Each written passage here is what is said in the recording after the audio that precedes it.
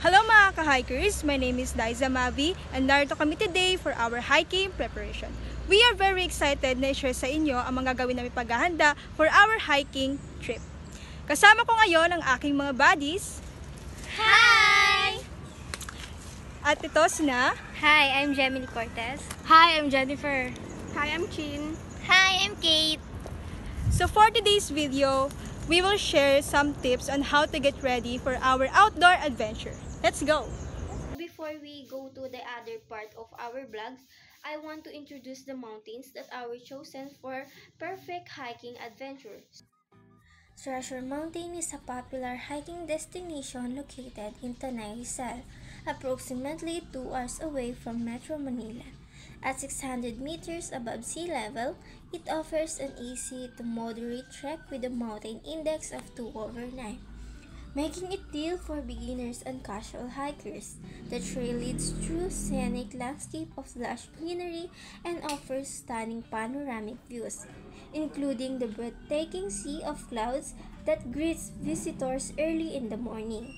Treasure Mountain also features various amenities such as a view deck, camping areas, and a cafe, perfect for relaxing and taking in the majestic surroundings.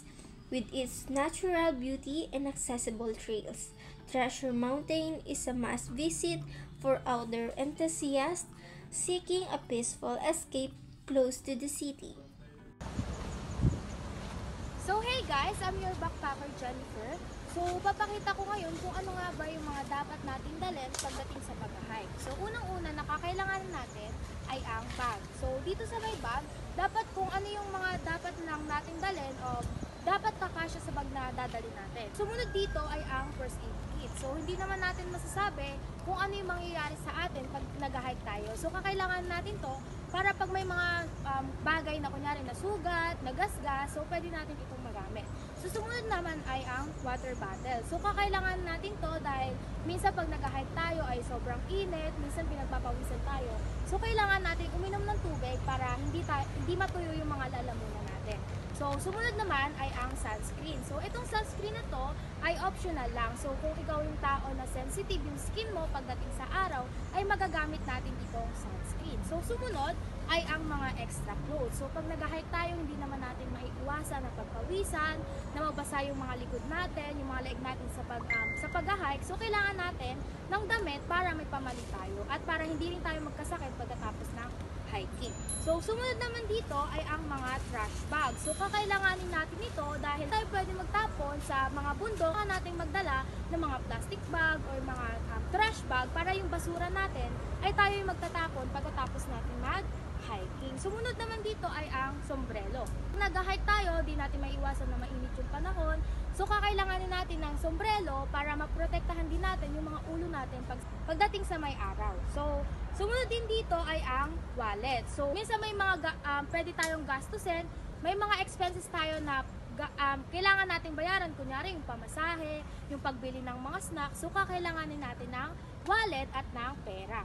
So sumunod nito ay mga snack. So sa pag-akyat ng bundok, hindi naman natin maiwasan na magutom dahil nakakapagod talaga yung pag-akyat ng bundok. So mas maigi kung may dala tayong snack para makain natin sa taas or pag nasa bundok na tayo. So sumunod dito, hindi naman natin iiwanan yung mga cellphones para sa pagpipicture ng mga magagandang tanawin. So pag nagdala ka ng cellphone, dapat may dala ka rin ng power bank. So dahil nga hindi natin maiwasan, mamaya malobat yung cellphone mo, wala ka ng pang picture. So kakailanganin natin ng power bank para makapag-charge ulit. Ayan. So ito yung mga bagay or mga pangunahing bagay na dadali natin pagdating sa pag-hike natin sa bundok.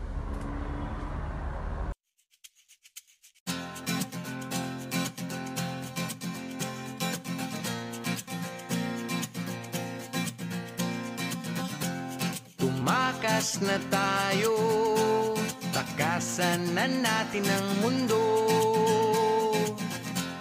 Magtago papalayo sa mas tahimik at payapang mundo. Umubulong ang hanging amihan at huni ng ibon. Dumudulog at tinatawag Tumawag na tayo ng bundok.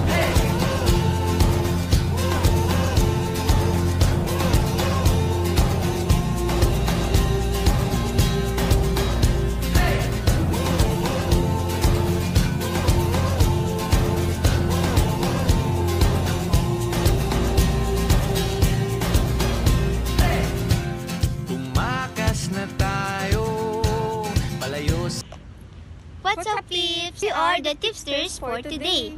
So, we are here po para bigyan kayo ng safety tips for hiking adventure. So, ito, binase namin ito sa mga nalalaman namin regarding sa safety tips. So, now, let us share it to you all. First things first, choose the right trail. So, meaning, dapat muna tayong pumili ng trail or daan na tatahakin natin na sa tingin natin ay pasok sa skills na meron tayo as a hikers and alam mong safe ka at mag-enjoy ka. For tip number 2, check the weather.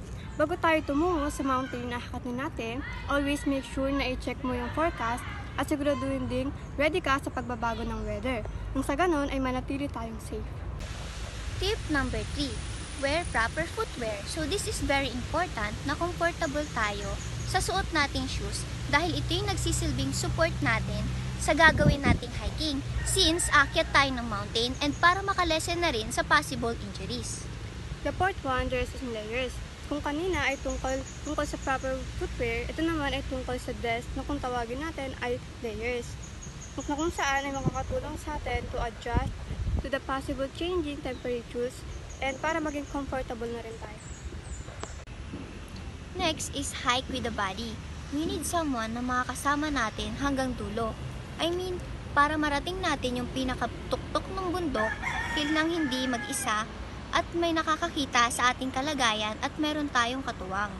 Panglima naman ang hydrated and energized. Of course, we need our body to condition to physical well-being at mas magawa natin ang mga hiking activities at mas ma-enjoy natin ang mga ito. Sunod naman ay listen to your body.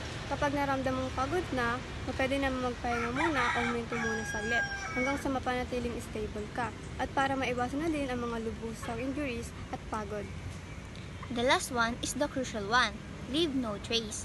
Ibig sabihin, kung paano mo nadatnan yung isang lugar o yung mismong mountain, dapat ganun mo rin dapat iwan ito para ma-preserve at ma-experience pa ng ibang hikers ang ganda at kalinisan nito. Para sa pangwalong tips, take a breaks, meaning pwede ka mag-take a breaks habang na-appreciate mo ang ganda ng views at ang ating mother nature. Sa pamamagitan nito, mas magiging makabuluhan ang iyong hiking trip. So, we are done! So, we are literally ready para sa aming hiking trip. My buddies and I are truly have fun sharing this video vlog with you guys and I hope you learned something from us. It is time to log off, shut down, and go outside. Always remember, Each hike is a journey of self-discovery, a chance to learn more about who you are and what you are capable of. this is your dearest buddies. Bye-bye!